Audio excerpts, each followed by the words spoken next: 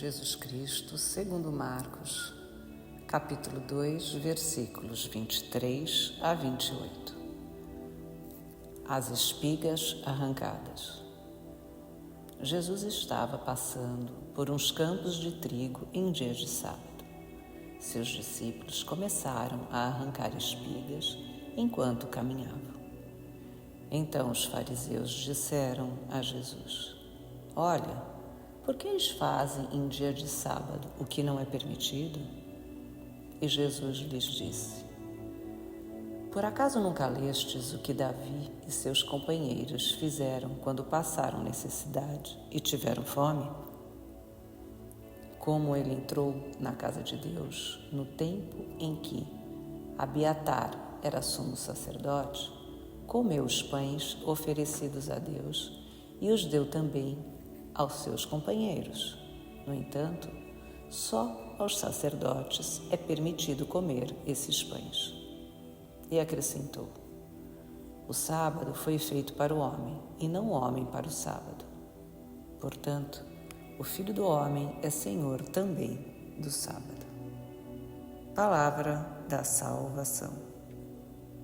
Glória a vós, Senhor. Então os fariseus disseram a Jesus: "Olha, por que eles fazem em dia de sábado o que não é permitido?" Marcos, capítulo 2, versículos 24. Segunda terça-feira do tempo comum do ano litúrgico de 2024. 16 de janeiro, dia de São José Vache, respeitado até pelos budistas. E a liturgia nos traz mais uma contenda entre Jesus e os fariseus.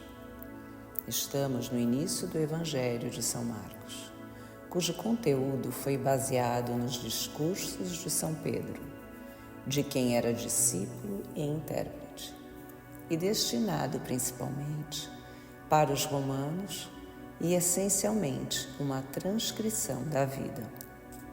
O progresso e o delineamento dos assuntos do cotidiano são apresentados de maneira hermética entre si e sustentadas por Jesus. Assim, como no caso do jejum que vimos no texto de ontem, os judeus também eram exagerados no tocante ao repouso sabático. Nesse início de vida pública, Jesus age de forma catequética e nos ensina que toda a lei é feita para o homem e não para o homem ser escravo da lei. Vejam o caso da lei do sábado. No começo, ele era um dízimo espiritual para dedicar-se a Deus. O descanso do trabalho para concentrar-se profundamente em Deus. As formas foram se acomodando a uma situação em que nada mais era possível ser feito, nem mesmo cuidar dos semelhantes.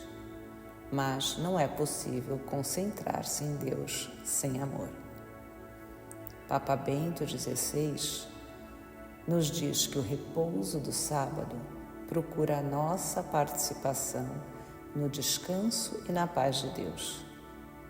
Mas quando o homem se nega ao ócio por Deus, isto é, à adoração, então entra na escravidão do negócio.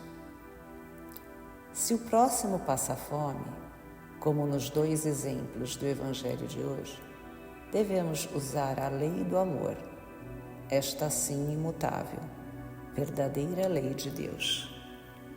Devemos cuidar do irmão, imagem e semelhança do Criador. Os fariseus, com relação ao descanso sabático, tinham se esquecido da razão da lei, ou seja, de sua autêntica finalidade. Deus mandou-nos guardar o dia do Senhor, pois se trata de uma exigência da própria natureza. Precisamos dedicar uma parte do nosso tempo à adoração e ao culto de que Ele é digno. Dessa forma, Jesus corrige o rumo da situação e mostra que a finalidade da lei era propiciar ao ser humano uma autêntica experiência de encontro com a vontade de Deus e conclui com autoridade, afirmando que o Filho do Homem é Senhor também do sábado. O domingo distingue-se expressamente do sábado, ao qual sucede cronologicamente em cada semana, e cuja prescrição ritual substitui para os cristãos. O domingo realiza plenamente, na Páscoa de Cristo, a verdade espiritual do sábado judaico e anuncia o descanso eterno do homem em Deus, que acontecerá no reino do qual somos herdeiros. Paz e bem.